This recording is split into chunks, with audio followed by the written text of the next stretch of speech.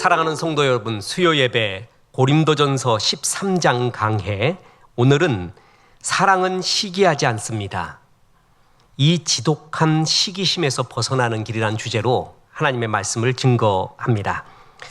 사랑은 오래 참고 사랑은 온유하며, 이것은 오래 참음, 온유 같은 것은 사랑에 관한 긍정적인 활동을 말하죠. 그런데 지금부터 나오는 것들은 사랑을 위해서 부정해야 하는 활동들입니다. 즉, 사랑을 방해하는 요소들에 대한 것들이 나옵니다. 사랑은 시기하지 않는다, 자랑하지 않는다, 교만하지 않는다. 그러니까 처음에 사랑은 오래 참고 온유하다라는 긍정적인 활동을 말하다가 그 뒤에부터는 사랑은 이렇게 해서는 안 된다라는 부정적인 활동을 오히려 말하면서 역설적으로 우리에게 이것이 사랑이다라고 이야기해 주는 것입니다. 그래서 오늘 시기하지 않는 하나님의 사랑이 무엇인지 가슴에 새기려고 합니다. 먼저 시기가 무엇인가? 자, 보세요. 바울 사도를 통해서 하나님은 사랑을 방해하는 본성, 그것의 첫째로 뭐냐면 시기라고 얘기했습니다. 사랑은 시기하지 않는다. 그러니까 사랑에 반대되는 첫 번째가 시기하지 않는다라는 것입니다. 이 시기는 원어로서 젤로우라고 말하는데 질투하다, 다른 사람의 것을 탐내다라는 뜻이 있습니다. 즉, 다른 사람들이 소유한 은사, 지위, 친구, 인정, 재산, 학벌, 외모, 행복 등을 보고 마음이 상해서 분노가 마음에 끓어오르는 것입니다. 다른 사람과 비교해서 다른 사람의 소유나 행복에 대해 불만을 표현하고 그것을 반대하는 것, 그게 시기죠. 이것을 설교하고 있는 저도 시기가 없다? 절대 그렇지 않습니다. 뒤에 나오겠지만 시기를 어떻게 벗어날 수 있는가가 중요한데, 시기가 어떤 것이고 어떤 파괴적 활동을 하고 있는가를 가슴에 새기는 것도 굉장히 중요합니다. 지금 시기가 어떤 것인가, 시기가 무엇인가를 말하고 있는데, 시기는 죄의 본성입니다. 내가 갖고 있지 않는 것들을 왜 저 사람들은 갖고 있는가? 내게 없는 것이니까 저들도 없어야 된다라고 말하는 파괴적 평등주의. 나한테 없는 거니까 저놈한테도 없어야지. 이 파괴적 평등주의, 죄성이 바로 시기입니다. 사람은요, 누구나 태어나면서부터 죄성이 있는데 으뜸되고자 하는 죄성이 있습니다. 그래서 시기는 근본적으로 다른 사람보다 나를 극단적으로 높이고 소중히 여기는 마음이 이 시기가 됩니다. 비교의식이 강하고 시기 있는 사람은 견디지 못합니다. 상대방을 비방하고 거짓말 꾸미고 명예를 깎아내리는 데 바쁩니다.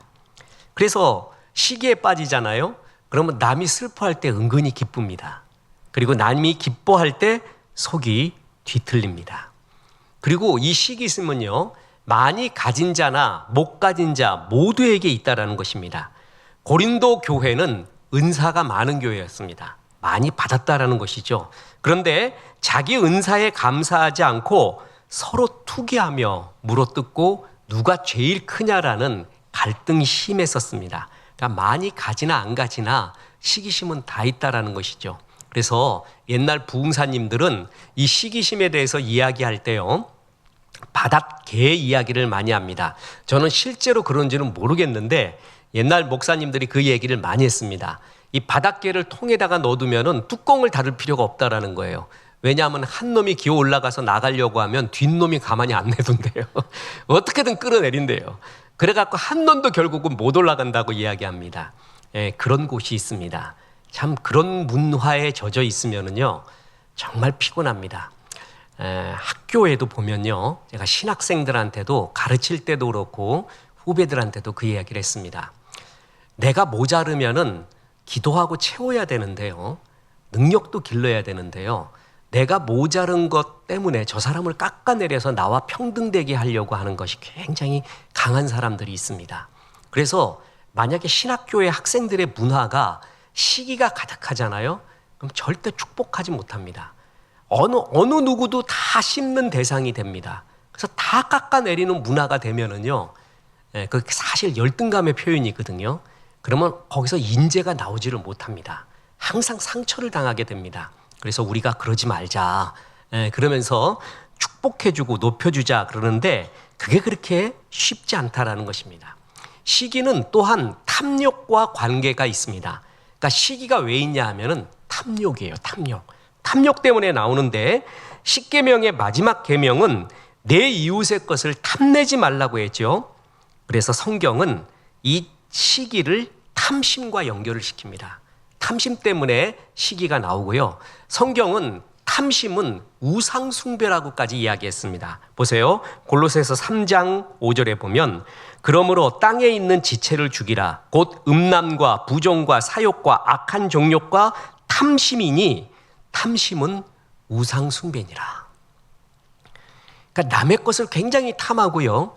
내게 없는 것을 가진 사람을 굉장히 싫어하고 깎아내리고 하는 것은 탐심 때문에 그렇거든요. 그걸 가지지 못했기 때문에 오는 열등감 때문에 그래요.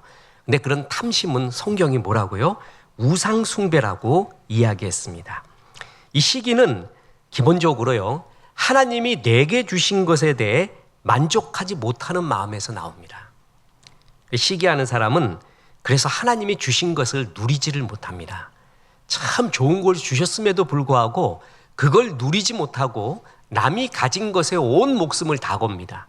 그걸 싫어하는데 마음을 다 씁니다. 그래서 하나님께서 내게 주신 기쁨을 누리지 못한다는 것이죠. 그래서 이 사람들의 특징이 항상 얼굴이 어둡고요.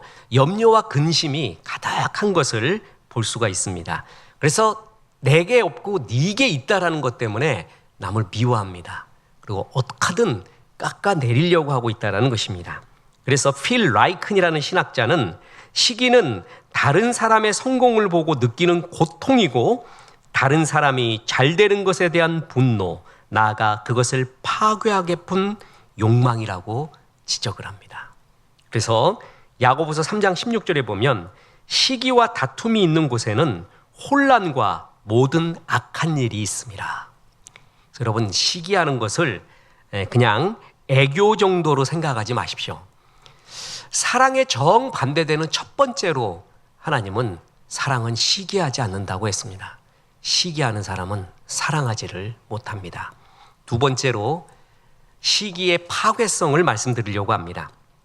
시기심은요, 내 마음의 평안을 잃게 합니다.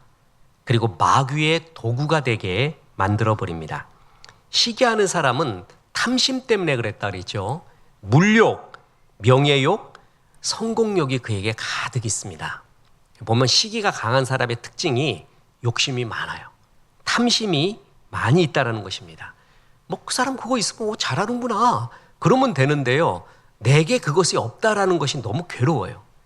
그게 이웃이 갖고 있는 것에 대한 탐심이거든요. 그래서 인간성을 잃게 하고요. 많은 범죄의 뿌리가 시기에서 나옵니다. 시기에서 이 일을 한다라는 거죠. 그래서 시기는 사랑을 방해하는 가장 큰 방해물입니다. 시기하는 사람은 사람을 사랑하지 못합니다. 해를 끼칩니다. 그래서 남에게 갖고 있는 모든 것을 시기하고 탐하기 때문에 그리고 기어코 그 사람의 약점을 찾아내려고 하고 험담하고 잘못된 소문을 퍼뜨리고요. 이걸 행동으로는 그러지 않더라도 마음속으로 그 사람이 불행하기를 바랍니다. 그래서 하나님이 가장 큰 계명을 말할 때 네 마음을 다하고 뜻을 다하고 정성을 다하여 주 너의 하나님을 사랑하라 하셨으니 이것이 크고 첫째는 계명이요. 둘째는 이와 같으니 내 이웃을 내 몸과 같이 사랑하라고 했거든요. 마태복음 22장 39절에 둘째도 그와 같으니 내 이웃을 내 자신과 같이 사랑하라 하셨으니 이 계명을 지키질 못하는 거예요. 이웃에 대한 시기가 많잖아요. 그러면 사랑하지를 못합니다. 백조의 호수 아십니까? 거기에 검은 백조, 미녀와 야수의 가스통이 나옵니다. 오즈의 마법사의 서쪽 마녀가 나오죠. 이들은 전부 시기 때문에 악당이 되어버립니다. 그리고 시기 때문에 도둑이 되는 경우도 있습니다. 인어공주의 바다 마녀 우르술라는 인어공주의 목소리를 빼앗는 도둑이 됩니다. 뿐만 아니라 스폰지밥의 플랭크톤은 샌드위치 조리법을 훔치려고 온갖 못된 짓을 다 합니다. 시기 때문에 살인이 일어나기도 합니다. 스타워즈의 다스베이더, 해리포터의 볼트모트, 라이언킹의 스카, 이것들은 전부 시기 때문에 살인에까지 이르게 합니다. 그리고 시기 때문에, 시기가 얼마나 파괴성이 있냐면은 자기 인생을 망친 사람이 있죠. 그 대표적인 게 누구예요? 사울 왕입니다. 사울 왕은요, 다윗 때문이 아니라 다윗을 향한 시기 때문에 인생을 망친 사람입니다. 그것만 벗어났으면 그는 훌륭한 왕입니다. 참 처음에 겸손했습니다. 외모도 준수했다고 말했습니다. 지략도 있었습니다. 그런데 시기하는 마음 하나가 들어오면서부터 그의 인생은 완전히 망가집니다. 시기는 이렇게 파괴성이 많습니다. 시기는 공동체를 무너뜨리는 주범이기도 합니다. 보세요. 야고보서 3장 16절에 시기와 다툼이 있는 곳에는 혼란과 모든 악한 일이 있습니다. 그렇게 말했습니다. 흔히들 시기 질투는 여인에게 많다고 하는데 여인의 시기 질투보다 남자의 시기 질투가 더 무서운 거 아십니까? 여자의 시기 질투는 말로 다 풉니다. 그냥 꼬집는 정도죠. 남자는 죽여버립니다. 진짜 없애버립니다. 남자의 시기 질투가 더 무섭습니다. 나라 전체가 왕의 시기 질투 때문에 망하는 경우도 있습니다. 그것은 굉장히 중요한 포인트입니다. 그러니까 죄 같지 않은 죄인데 이것이 나에게 들어오면서부터 나를 파괴하기 시작하고 하나님이 내게 주신 것을 기뻐하지 못하고 마음의 평강을 잃어버리고요. 안절부절 못하고 인생 전체를 불행에 빠지게 하는 것이 시기의 마음이 들어왔을 때입니다.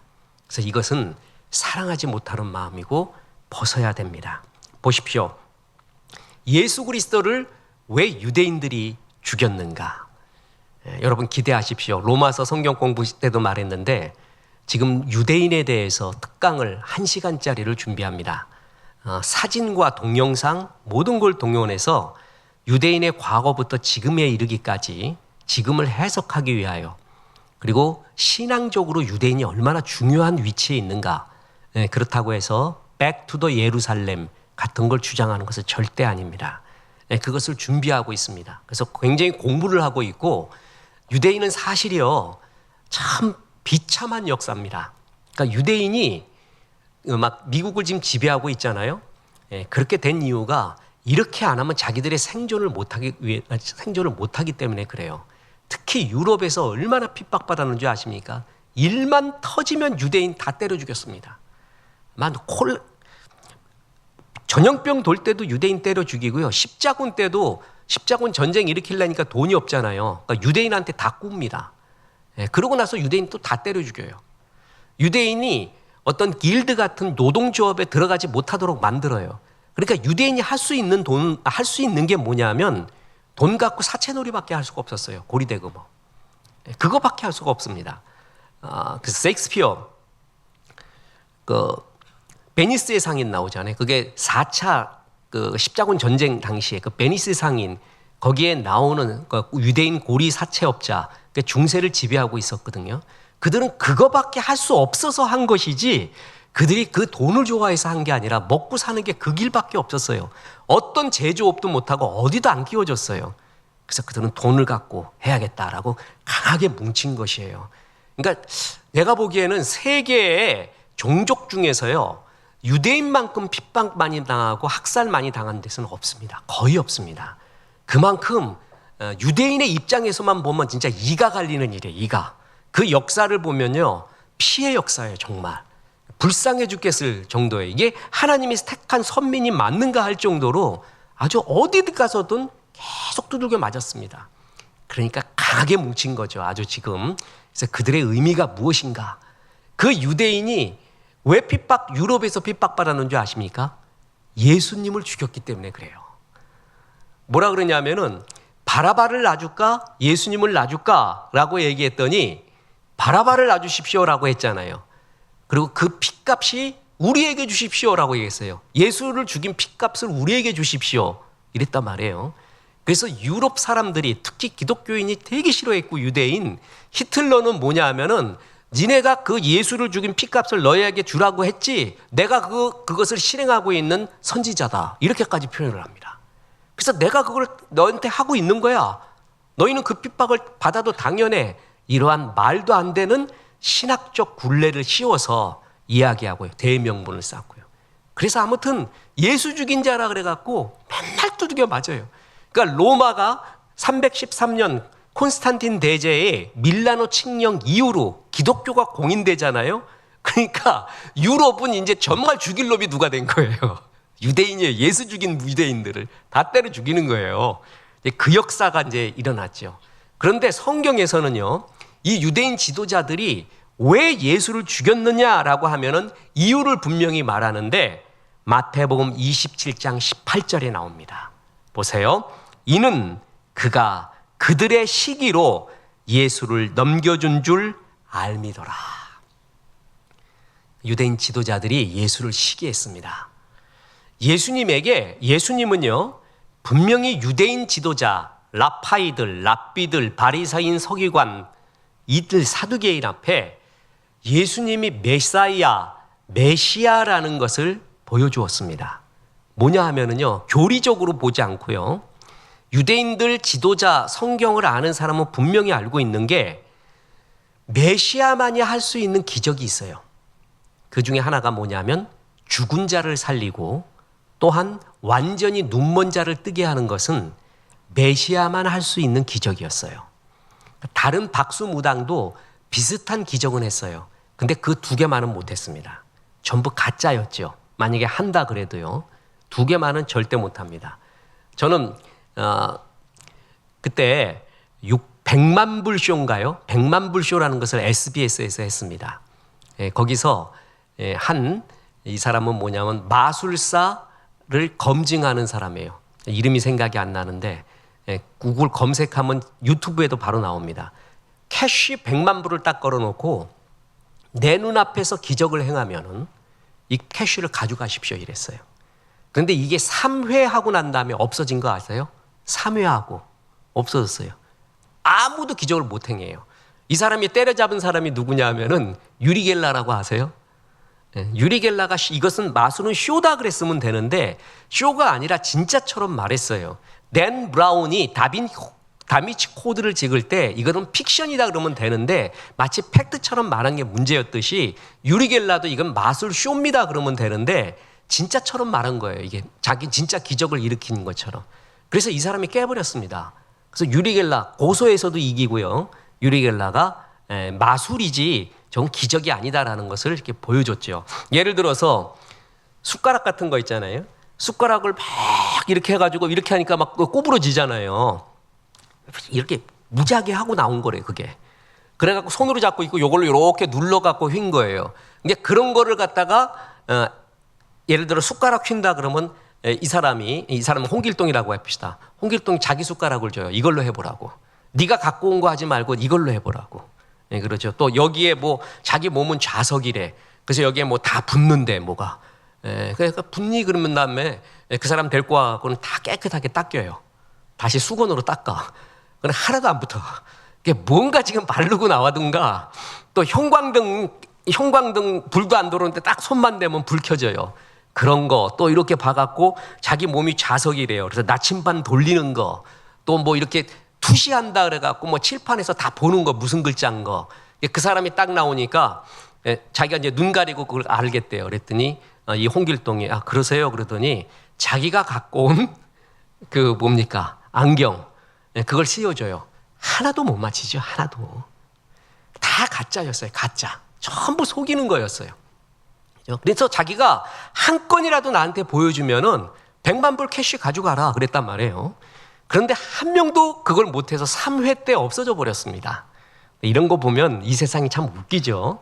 그 유대인들은 알고 있었어요. 뭐냐 하면은 진짜 기적은 완전히 눈먼 자가 뜨는 거고 죽은 자가 살아나는 거고 이것은 메시아만이 가능하다는 것을 알았어요. 예수님이 오죽하면 이렇게 얘기했어요. 그들 안 믿을 거야. 그러니까 뭐라고 하냐면 행한 그 일로 인하여 믿으라 하더라. 그들은 안 믿어. 내가 알아. 그럼 내가 행한 것이 있다는 거예요. 그죠? 그걸로 인해 믿어라.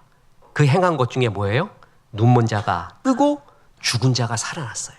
그거를 유대인 지도자들이 봤습니다. 그러면 뭐였죠? 그러면 메시아가 분명해요. 그들은 핑계하지 못해요. 그런데도 시기 때문에 뭐라고요? 예수를 넘겨주더라. 진짜 메시아인 줄도 알면서도 시기 때문에 그들을 넘겨준 겁니다. 얼마나 시기가 무서운지 아시겠죠? 또한 보십시오. 복음을 가로막는 것도 시기요, 성령의 인도하심을 거부하고 육체의 정욕을 따르는 것도 시기 때문입니다. 그래서 고린도전서 3장 3절에 보면 너희는 아직도 육신에 속한 자로다. 너희 가운데 시기와 분쟁이 있으니 어찌 육신에 속하여 사람을 따라 행함이 아니리요. 고린도전서 3장에 보면 세 종류의 사람이 나옵니다. 하나는 육에 속한 사람, 그 다음에 육신에 속한 사람, 영에 속한 사람, 세 부류를 말해요. 육에 속한 사람은 성령 받지 않은 사람이에요. 육신에 속한 사람은 성령을 받았는데 성령 충만하지 않아서 세상 사람들과 거의 똑같이 사는 사람이에요. 그 사람들이 바로 성령의 인도를 거부하고 시기와 분쟁이 가득하대요. 그러니까 육신에 속한 자라의 특징이 뭐냐면 시기라는 거예요. 시기. 영에 속한 사람은 하나님의 영으로 인도함을 받는 사람이죠. 그래서 야고보서 5장 20절 다시 보면 우상 숭배와 주술과 원수 맺는 것과 분쟁과 시기와 분냄과 단짓는 것과 분열과 이단과 아주 굉장히 강력한 것들을 적어놨잖아요. 여기에 우상 숭배, 주술, 원수. 그런데 거기에 뭐가 들어가요? 이와 똑같은 게 이단, 시기가 들어가는 거예요. 그만큼 시기를 하나님이 싫어하고 악한 마귀에게 쓰임받는 전형적인 파괴성이 있다는 것입니다. 그래서 야고보 사도는 시기하는 마음은 땅의 것이요 정욕적이요 귀신의 것이라고까지 가르칩니다. 야고보서 3장 13절부터 보십시오. 그러나 너희 마음속에 독한 시기와 다툼이 있으면 자랑하지 말라. 진리를 거슬려 거짓말하지 말라. 이러한 지혜는 위로부터 나온 것이 내려온 것이 아니요 땅 위의 것이요 정욕의 것이요 귀신의 것이니 라고까지 심한 말을 합니다. 그러니까 이것은 애교로 보는 게 아니라 주님, 내가 마귀에게 쓰임받고 내 스스로를 망가지게 하는 이 마음입니다라는 것을 깨달아야 된다라는 거죠. 사랑할 수 없는 마음이라는 거예요. 그래서 조나단 에드워드는 이 구절을 근거로 시기는 지옥의 성향이요 지옥의 비참에 동참하는 일이라고 이야기했습니다. 시기가 있는 곳에는 절도의 평강이 없다라는 것입니다. 그래서 여러분 이런 말이죠. 배고픈 것은 참는데 배 아픈 것은 참지 못한다. 그런 사람이 있습니다. 배고픈 것은 컵라면 먹고 아니면 금식하면 참는데 배 아픈 건 못 참아요. 그래서 때려 죽여야지만이 마음이 편해요. 배고픈 것보다 배 아픈 게 더 비참하고 힘들어 죽겠다는 것, 그것은 한마디로 내 속에 성령이 지배하지 않고 있는 겁니다. 이게 정말 어렵습니다. 왜 이런 말을 하냐 하면 저에게 하는 말이고 여러분에게 하는 말입니다. 이게 마음의 평강을 다 없애갑니다. 그리고 주의 일을 전부 다 파괴합니다. 자, 지금부터가 중요합니다.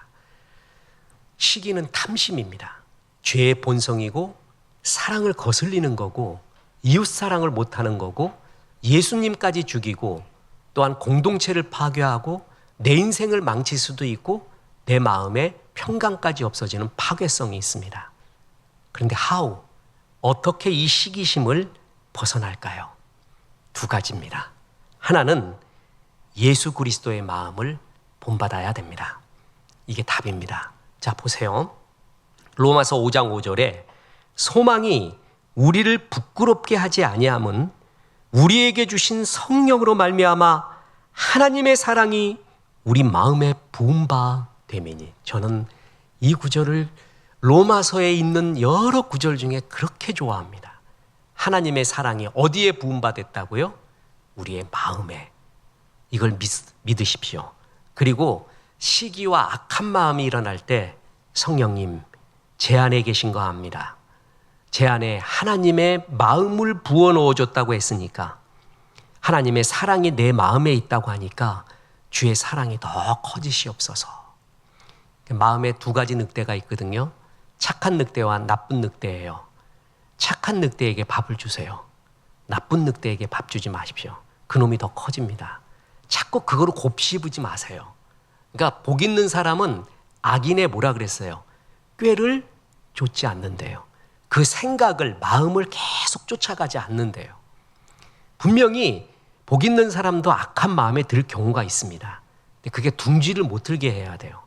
그러기 위해서는 그 마음을 계속 쫓아가서는 안 돼요. 괴로운 거는 그 마음을 계속 쫓아가는 데 있습니다. 그죠? 그래서 그때마다 내 마음 속에 있는 그리스도의 사랑, 그리스도의 사랑이 내 마음에 부음받았다 그랬으니까 주님 이걸 믿습니다. 나를 도와주십시오. 나를 지배해 주십시오. 라고 기도해야 됩니다. 그 기도가 정말 아름다운 기도입니다. 그래서 그리스도께서 나를 지배할 때, 그때 그리스도의 마음으로 충만해지고 그럴 때 시기에서 벗어나고 사랑의 마음이 있습니다. 그리고 또 하나가 있습니다. 이것이 굉장히 중요한 오늘 말씀의 포인트입니다. 나의 것에 대한 확신, 감사를 가지라는 것입니다. 시기는 남에게 있는 것에 마음에 집중을 하는 거예요. 그래서 남에게 있는 것을 보다 보니까 내 마음에 있는 게 없어집니다. 내게 주신 것에 대한 확신과 은혜가 없어집니다. 그죠? 저는 에베소서 2장 10절의 전도사라고 했습니다. 그래서 언젠가 에베소서 2장 10절만 가지고 책을 한 권 내려고 합니다. 전도용으로 내려고 합니다. 이것은 너무나 큰 보석이라는 것을 종에게 가르쳐줘서 저는 세미나 가거나 부흥회를 하거나 방송국에 가거나 어느 교회 초청을 받아도 이 말씀을 반드시 전합니다. 그게 저의 사명이고 전 세계에 말해주는 것이 저의 사명입니다. 우리는 그가 만드신 바라 그리스도 예수 안에서 선한 일을 위하여 지으심을 받은 자라 그랬어요. 보세요. 그가 만드신 자라. 만드신 바 그것을 아우트가르 에스멘 포이에마 그 포이에마에서 포음이 나왔다고 했죠. 그건 우리는 그가 만드신 시라는 거예요. 시. 영어 성경은 masterpiece, 걸작품이라고 표현했어요. 너는 상품이 아니라 하나님의 걸작품 시다. 시는 남의 것을 부러워하지 않습니다. 김소월의 시는 윤동주의 시를 부러워하지 않습니다. 윤동주의 시는 김소월님의 시를 부러워하지 않습니다. 시는 자기의 세계가 있는 거예요. 그게 작품의 의미예요. 근데 나를 상품화시키잖아요. 상품화시킬수록 남의 걸 부러워합니다. 그 사람의 것을 부러워해요. 나보다 한 등급 위 같아요. 나는 2등급 같고 그는 1등급 같아요. 그래서 부러워하는 거거든요. 그때부터 탐심이 생기고 시기가 생기는데 나의 것에 대한 프라이드, 주께서 내게 주신 것에 대한 프라이드. 그래서 시편 16편을 가리켜 여러분 아날로그 성경을 보면 다윗의 믹담이라고 나온다고 했죠. 그 믹담이 뭐냐? 시 중의 시. 다윗이 생각하기에 최고의 시 내지는 후대 사람이 생각하기에 다윗이 쓴 시 중에 최고의 시. 그게 믹담의 의미예요. 그 믹담이 시편 16편입니다. 그 16편 중에서도 5, 6절이 시편 16편을 이끌어가는 기관차 구절입니다. 5, 6절에 이런 구절이 나옵니다. 여호와는 나의 산업과 나의 잔의 소득이시니 나의 분깃을 지키시나이다. 내게 줄로 재어준 구역은 아름다운 곳에 있으며 나의 기업이 실로 아름답도다. 다윗은 3번 춤을 췄다고 저는 생각합니다. 예루살렘 성으로 법궤가 들어올 때 춤을 췄고요. 또 하나 죄사함 받았을 때 춤을 췄고요. 시편 16편을 쓸 때 춤을 췄다고 생각합니다. 시편 16편이 뭐냐? 나의 분깃을 지키나이다. 내게 줄로 재어준 구역은 아름다운 곳에 있으며 그 기업이 실로 아름답도다. 다윗이 발견한 게 뭐예요? 내게 줄로 재어준 구역이에요. 사람은 다 하는 게 아니에요. 하나님이 내게 줄로 재어준 구역이 있어요. 그걸 발견해야 돼요. 그래서 거기에 집중하면 되는 거예요. 저는 젊은 때보다 더 지금이 좋습니다. 리얼리 좋습니다. 좀 더 이 좋은 세상 더 찬양하고 즐겁게 살고 싶지만 젊은 때는 괴로운 게요. 내가 누군지를 몰라요. 내가 어느 길을 가야 될는지에 대한 고민이 너무나 큽니다. 저도 정말 이것저것 다 건드렸어요. 대학로에서 노래까지 불렀다니까 나. DJ도 하고 글 쓰고 작곡하고 작사도 하고 이 길이 내 길인가? 어떤 길이 내 길인가? 그에 대한 고민이 얼마나 큰 줄 아십니까? 그런데 지금은요. 내게 줄로 재어준 구역을 알아요. 내게 하라고 하신 일이 뭔 줄을 알아요. 그 구역이 실로 아름답다라는 것을 알아요. 그거 생각하면 진짜 잠이 안 와요. 정말 어떨 때는 새벽 4시에 만약에 3시에 깨고 그러잖아요. 그러면 더 안 자요. 왜냐하면 시간이 너무 아까워 죽겠어요. 할 일이 너무 많아서. 그럼 교회 나와서 교회 이렇게 나오는데 그렇게 좋을 수가 없어요. 책상에 앉아서 책을 뒤지고 성경을 뒤지면 그렇게 좋을 수가 없어요. 설레요. 우리 아내한테 맨날 그 얘기해요. 가서 나는 사무실에 앉으면 왜 이렇게 좋니? 내가 할 일이 있다는 거. 또 책에 도착했겠구나. 그 책에 무슨 내용이 있는가 아는데 그거 빨리 보고 요약도 하고 뭐 해야 되는데만 생각을 하면은 아직까지도 설레고 그렇게 좋을 수가 없습니다. 정말 좋습니다. 내게 줄로 재어준 구역을 알아요. 그러니까 딴 거 신경 쓸 게 없어요. 그게 할 일이 너무 많아요. 이 책도 써야 되고 이 책을 써야 되고 이 책도 너무나 좋고 이 책도 해야 되는데 내가 몇 살까지 이걸 할 수 있을까? 대개 1년에 한 권 나온다는데 그걸로 안 되겠다. 2권 내야 되겠고 할 일이 너무 많구나. 그리고 이것은 너무 소중하구나. 내게 하라고 하신 일이구나라는 것이 막 느껴지는 거예요. 내게 줄로 재어준 구역을 알면은요, 남이 뭐 한다고 하는 게 별로 그렇게 신경 안 쓰여요. 그렇구나. 그 사람 그거 잘하고 있구나. 근데 내 구역은 실로 아름답거든. 그 사람이 못하는 게 여기에 있고 이게 내게 주신 거기 때문에 그게 그렇게 좋을 수가 없는 거예요. 그러니까 시기심은요, 내게 주신 것에 대한 확신 그리고 그에 대한 집중이 시기심을 없애버리는 겁니다. 그래서 저는 에베소서 2장 10절을 설명할 때 꼭 행복한 짜장면 얘기를 했다고 했죠. 여러분도 한 5-6번 들었을 것입니다. 근데 우리 교회 교인들이 행복한 짜장면 모르면 안 됩니다. 짜장면은 언제든지 맛있지만 제일 비참해질 때는 짬뽕 생각날 때라고 했죠. 그럼 짬뽕이 제일 비참할 때는 어느 때라고요? 짜장면 생각날 때예요. 그 맛있는 짜장면이 맛없을 때가 짬뽕 생각날 때예요. 그러면 행복한 짜장면은 뭐냐면 나는 짜장면이다. 이런 걸 존재를 알아야 돼요. 나는 내 존재가 뭐라고요? 짜장면이죠. 그러면 내 사명은 뭐죠? 무슨 맛을 내는 거예요? 짜장 맛을 내는 거죠. 나는 짜장 맛을 위해 태어났다. 내 맛은 최고다. 이 3가지가 프라이드에 있는 행복한 짜장면입니다. 내가 누군가를 먼저 발견해야 돼요. 존재는 사명에, 존재는 행위에 앞섭니다. 내 사명이 뭔가, 내가 어떻게 살아야 되는가는 내가 누구인가에 따라 달라져요. 나는 짬뽕이다 그러면 짬뽕 국물 내면 돼요. 나는 짜장이다 그러면 뭐예요? 나는 짜장 맛을 내면 되는 거예요. 이거를 요번에 경인지역 연합회에서 또 행복한 짜장면 분명히 하죠. 이 설교를 했더니 거기에 이제 7순 훨씬 넘으신 장로님이 계셨대요. 장로님이 정신도 좀 희미해지시고 그랬는데 담임 목사한테 계속 그러더래요. 목사님, 짜장면은 짜장만 내야 되지요. 목사님, 짜장면은 짜장만 내면 됩니다. 그걸 몇 번을 말하더래요. 그래서 목사님한테 힘을 주더래요. 목사님은 짜장면이니까 짬뽕 국물 없는 거 신경 쓰지 마십시오. 짜장만 내십시오. 그걸 계속 말해주는 거예요. 짜장면에는 국물이 없습니다. 얼큰한 국물이. 왜 없죠? 왜 없어요? 짜장면이니까 없는 거예요. 내가 짬뽕이면 있어. 근데 나는 짜장면이니까 국물 없는 거예요. 근데 국물이 너무 부러워갖고 내 짜장면에다가 짬뽕 국물을 부었다고요? 그걸 뭐라 그랬죠? 개밥이라 해서 개밥. 하나님은 나를 짜장면으로 태어나게 했는데 내가 개밥처럼 사는 거예요. 그거 아무 맛도 아니에요. 짜장면은 짜장만 내면 돼요. 그걸 알잖아요. 내게 줄로 재어준 구역은 실로 아름답도다.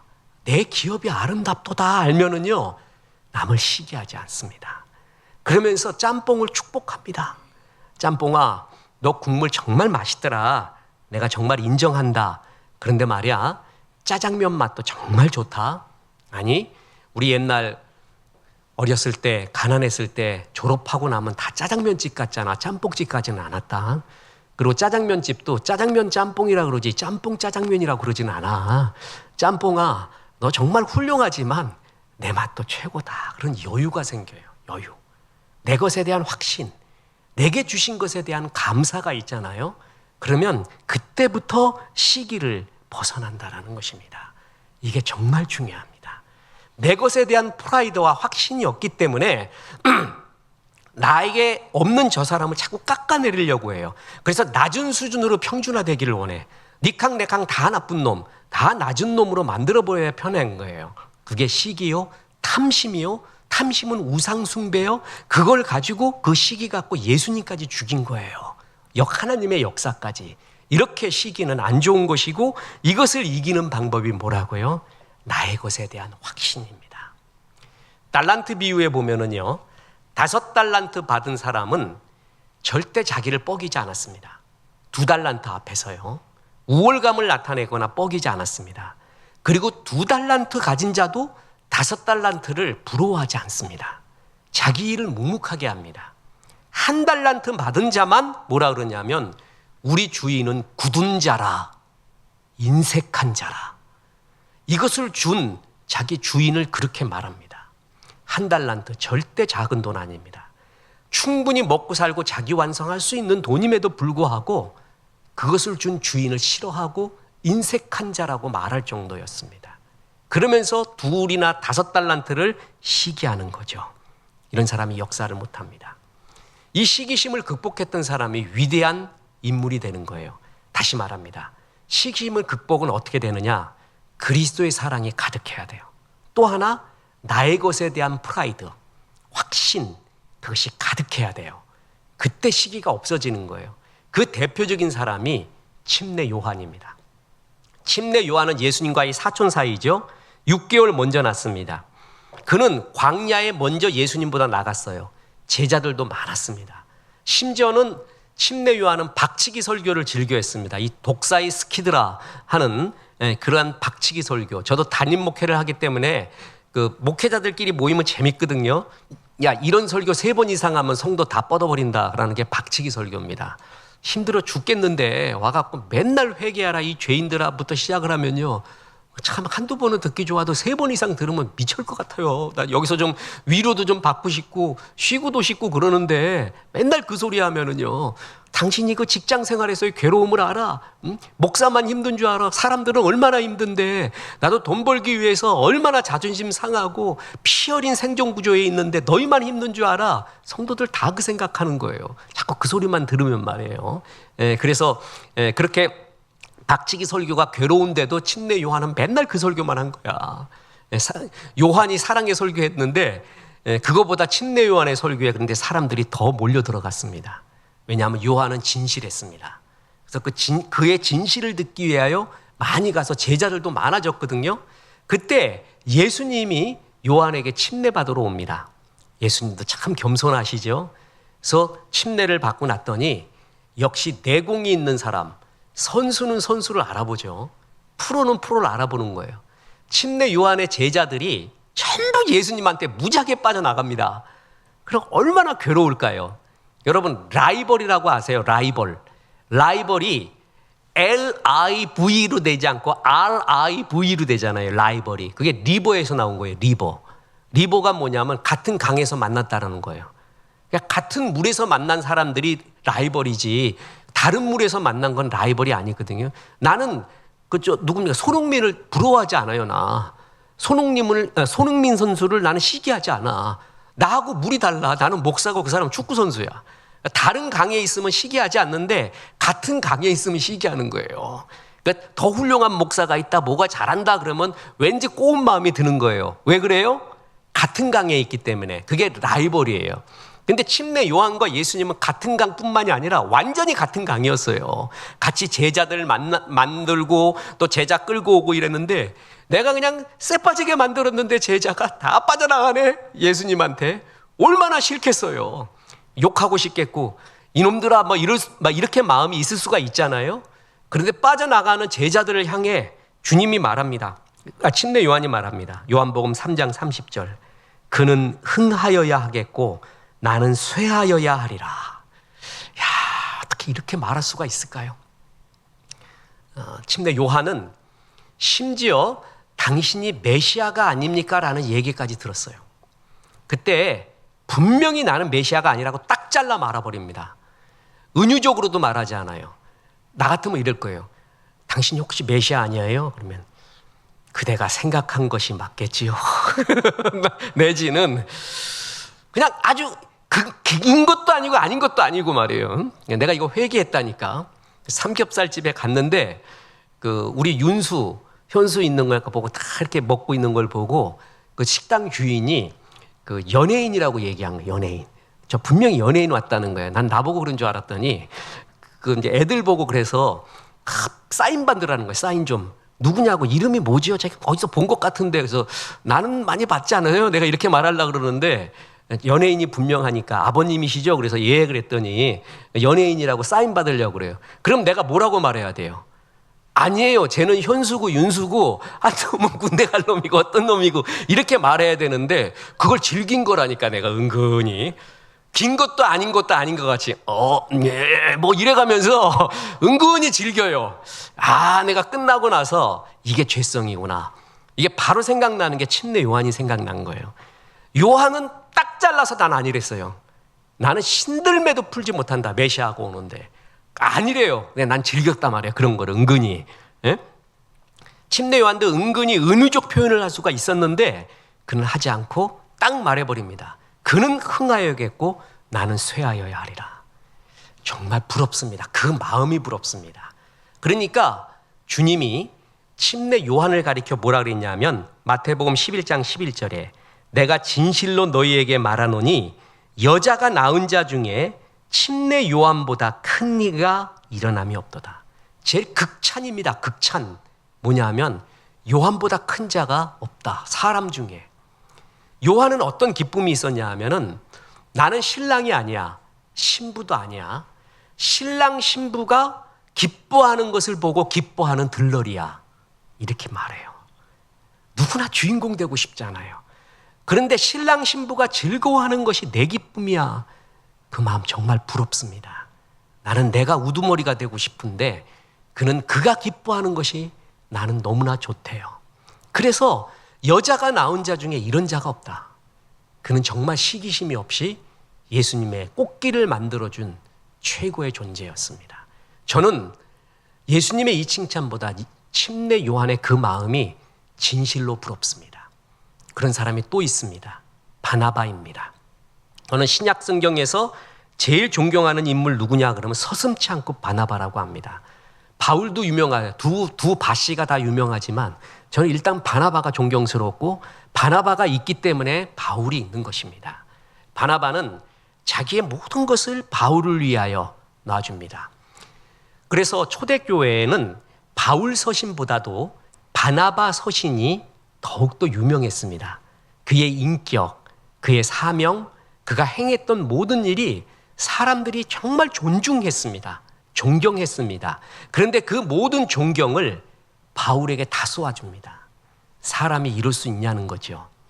안디옥 교회에서 이제 흩어진 성도들이 가서 안디옥 교회를 세웁니다. 예루살렘 본 교회에서 안디옥 교회에 역사가 일어난다는 걸 알고 바나바를 파송합니다. 그래서 바나바가 가서 목회를 하면서 안디옥 교회를 좀 더 반석처럼 만듭니다. 그러다가 나보다 목회에 더 적임자가 있다고 하면서 바울을 찾아갑니다. 그래서 바울을 불러옵니다. 그리고 바울을 유대인 지도자, 그러니까 기독교인 지도자들에게 사도들이 거기 이제 있었겠죠. 그들은 꼰대는 아닙니다. 그래도 바울 그러면은 벌써 이것도 어떤 수책 써서 우리 때려잡으려고 하는지 모른다라는 경계심 반드시 갖고 있겠죠. 바나바가 신원 보증을 씁니다. 그래서 바울을 안디옥 교회의 목회자로 불러옵니다. 이거요, 있을 수 없는 얘기입니다. 이게 현실로 일어난다? 저는 없다고 봅니다. 이런 일은 없습니다. 그런데 그렇게 불러와서 잘 하고 있다가 이제 둘이 선교사로 파송을 받고 나가게 되면서부터 이제 바나바와 바울이 아니라 바울과 바나바라고 계속 이름이 나옵니다. 바나바가 그걸 시기하지 않습니다. 바울을 끝내 세워줍니다. 자기가 없어져 갑니다. 어떻게 이런 사람이 있을 수 있냐는 거죠. 우리가 지금 고린도전서 13장을 하고 있잖아요. 그래서 어떤 신학자는 고린도전서 13장은 바나바가 쓴 거지 바울이 쓴 게 아니래. 그러니까 이 자유주의 신학자죠. 바울이 쓴 서신 중에서 바나바 서신 거 하나를 딱 띄워가지고 여기로 갖고 왔대요. 고린도전서 13장은 바나바의 것이래. 그렇게 말하는 사람이 있을 정도로 바나바는 사랑이 많았습니다. 그러니까 그에 대한 대항으로 정통신학에서 뭐라 그랬냐면 아니다. 바울이 바나바를 생각하니까 저절로 나온 게 고린도전서 13장이라는 거예요. 그래서 고린도전서 13장에 나오는 사랑은 온유하며 오래 참으며 이것은 바나바를 집어넣으면 똑같다는 거예요. 바나바가 이렇다는 거예요. 시기하지 않으며. 또 어떤 사람은 바나바가 아니라 예수를 집어넣으면 딱 맞다. 다 비슷해요. 그만큼 바나바가 훌륭했습니다. 그런데 그 바나바가 바울을 시기하지 않고 바울에게 넘겨줍니다. 어떻게 그 마음이 있을 수 있을까? 그리고 저는 성경을 보면서 깜짝 놀랐던 것이 하나 있는데 통독하면서 발견하지 못했던 것. 통독의 재미가 뭔지 아세요? 바로 발견하지 못한 것을 발견하는 거예요. 이번에 보세요. 모세가 그랬습니다. 여호수아가 모세로 인하여, 그러니까 모세가 더 위대해야 되는데 다른 사람이 위대해지는 걸 보고 시기를 해버립니다. 어떤 사건이 일어나냐면 엘닷과 메닷이라는 사람이 예언하는 것을 보고 우리 스승, 나의 멘토인 모세보다 더 뛰어나면 안 될 텐데 하고 시기를 합니다. 그랬더니 모세가 이런 말을 합니다. 민수기 11장 29절. 전 깜짝 놀랐습니다. 네가 나를 두고 시기하느냐? 여호와께서 그의 영을 그의 모든 백성에게 주사 다 선지자가 되게 하기를 원하노라.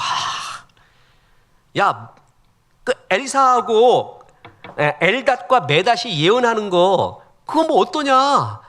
야, 하나님이 엘닷뿐만이 아니라 모든 사람한테 예언하는 능을 줘서 전부 예언하면 좋겠다. 여호수아는 스승님 생각해서 스승님이 해야 될 예언을 이 사람들이 하면 되겠습니까? 그 얘기를 한 거예요. 그랬더니 모세는 시기하지 않습니다. 야, 그놈들 예언하는 거 한번 검증해보자. 맞냐? 그부터 시작을 해갖고 온놈이 그냥 그런 것을 해? 이렇게 하지 않고 여호와께서 모든 사람한테 영을 주사 모두가 예언하면 얼마나 좋겠니? 그도 고수죠. 이런 게 진짜 고수입니다. 골목길 가로등이 아무리 빛나고 아름다워도요, 보름달은 절대로 시기하지 않습니다. 그래, 나보다 더 밝게 비추는구나. 청춘 남녀의 사랑 이야기를 잘 듣거라. 네가 길을 잘 비켜줘라 라고 합니다. 보름달이 태양을 부러워해서 자기 몸을 불덩이로 만든다면 우리 지구는 어떻게 되겠습니까? 나무는 자기의 가지 위에 앉아서 노래하는 새들을 시기하지 않습니다. 그대로 노래하라고 말합니다. 여름에 피는 꽃은 봄에 피는 꽃을 시기하지 않습니다. 만물은 하나가 피면 하나가 지고 그 순서를 어긋남 없이 다른 꽃들에게 자기의 꽃자리를 전부 양보를 합니다. 그래서 자연이 아름다운 것입니다. 매화 피었다, 진달래 피었다, 개나리 먼저 나오고 진달래 나오고 철쭉 나오고 그 순서를 생각해 보십시오. 자기 자리를 다 넘겨주고 질투하지 않고 그렇게 꽃자리를 넘겨주고 있잖아요. 자유라는 말 있잖아요. 자유는 스스로 자자의 말미암을 유자입니다. 스스로 자기의 길로 말미암아 걷는 것, 자유예요. 자기의 말미암은 길, 자기의 사명의 길이죠. 그 길로 걷는 것을 자유라고 합니다. 내게 주신 줄로 재어준 구역, 내게 하라고 한 것, 진달래야 너는 봄에 그때 피거라. 그리고 그 다음에는 철쭉한테 넘겨주거라. 그게 내게 줄로 재어준 구역이에요. 그건 아름답대요. 그걸 알 때 자유가 있고 시기하지 않는다라는 것입니다. 우리 곁에는 절대 남의 것과 비교해서 시기해서는 안 되는 것들이 있습니다. 뭐냐면 내 어머니입니다. 내 아버지고요. 내 남편입니다. 내 아내입니다. 그리고 내 아이들입니다. 그리고 나입니다. 이것은 절대 남의 것과 비교하는 순간 비참한 돌덩이가 됩니다. 이건 비교해서 안 됩니다. 그것은 하나님이 내게 주신 절대 주권이라고 합니다. 신앙은 절대 주권을 받아들이면서부터입니다. 그때부터 자유가 있고 감사가 있는 것입니다. 피아노가 멜로디온과 비교하는 순간, 궁전과 오두막을 비교하는 순간, 드레스와 티셔츠를 비교하는 순간, 떡볶이와 한정식을 비교하는 순간 한쪽은 의미를 잃어버립니다. 하나님이 내게 주신 줄로 재어준 구역이 있습니다. 그리고 많이 준 자에게는 많이 찾습니다. 적게 준 자에게는 그만큼만 찾습니다. 하나님은 절대 공평합니다. 그리고요, 지금 건강 잘 지켜놓으십시오. 잘난 사람도 70 넘어가고 80 넘어가서 또 넘어가서 산에 있으나 집에 있으나 비슷한 사람들 되게 많습니다. 그런데 건강한 사람은요, 자기를 잘 지킨 사람은 70, 80대도 그렇게 잘나지는 않았지만 멋지게 사는 사람 참 많이 있습니다. 건강 잘 지키며 주께서 내게 주신 것을 감사해야 됩니다. 저는 노아의 홍수 생각할 때 노아의 방주로 들어간 사자, 독수리, 얼룩말 이런 건 다 이해가 되는데 제일 이해 안 되는 것이 하나 있습니다. 달팽이입니다. 이놈이 어떻게 기어갔을까? 이놈이 그냥 사자 등 뒤에 탔으면, 말 뒤에 탔으면 빨리 들어갔을 텐데 그러지 않을 거거든요. 달팽이는 자기의 보폭으로 노아의 방주로 갔습니다. 만약에 그가 노루나 아니면 말 같은 것을 부러워했으면 노아의 방주에 아예 못 들어갑니다. 난 저렇게 빠르지 않으니까. 달팽이는 자기의 보폭으로 갔습니다. 그래서 시편 139편 24절에 보면 이런 구절이 나옵니다. 내가 주께 감사하오음은 나를 지으심이 심히 기묘하심이라. 정말 신묘망측합니다. 옛 구절은 그러죠.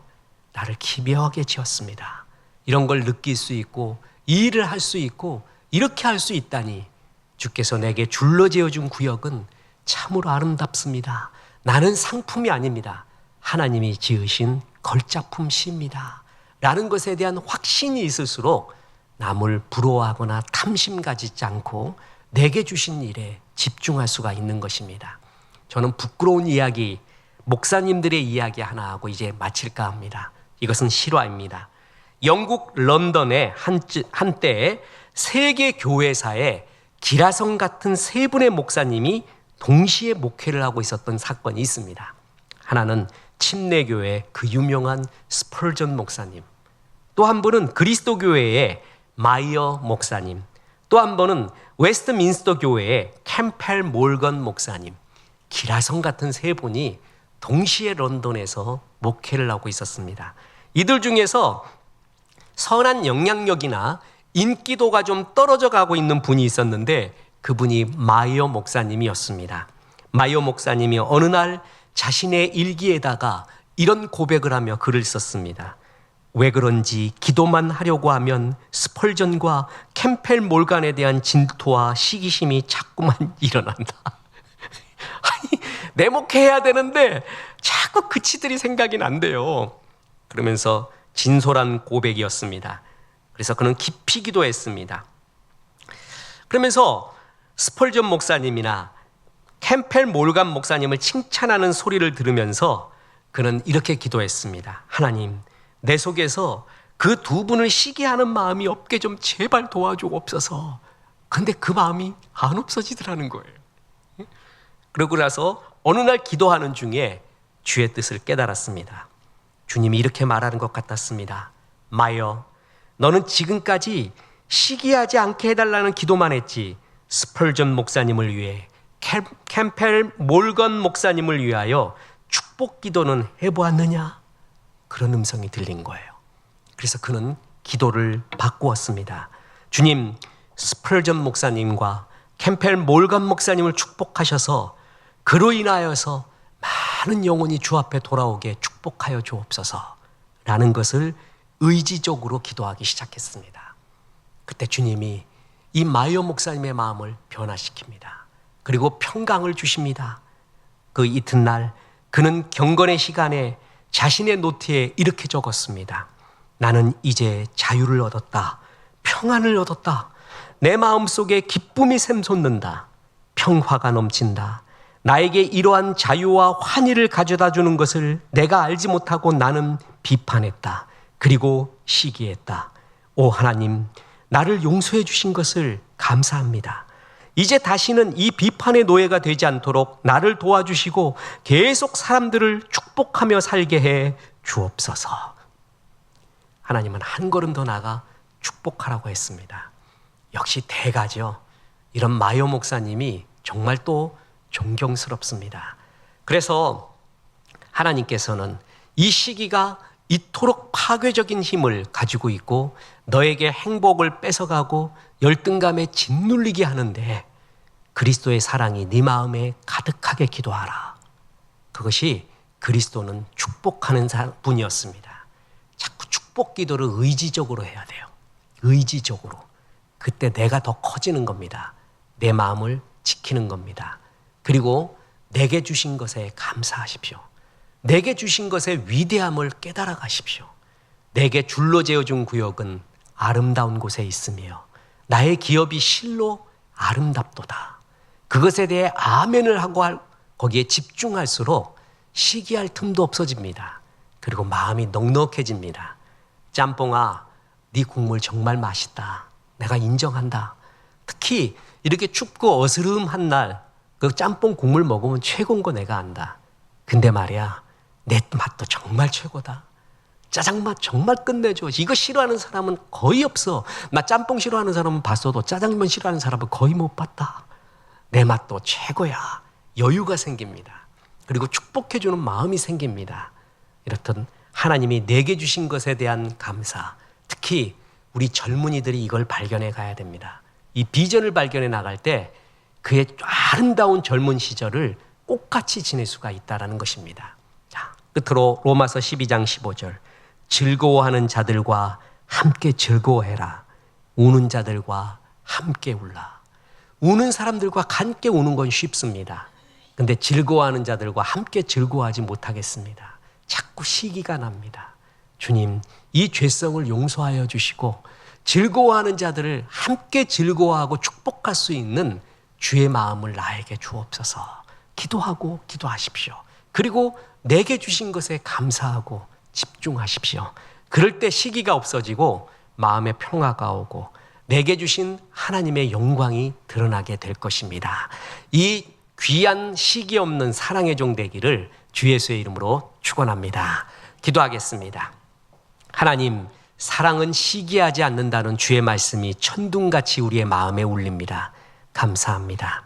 하나님, 시기 많은 우리들 용서하여 주옵소서. 그리스도의 사랑이 우리 가운데 더욱더 충만하기 원합니다.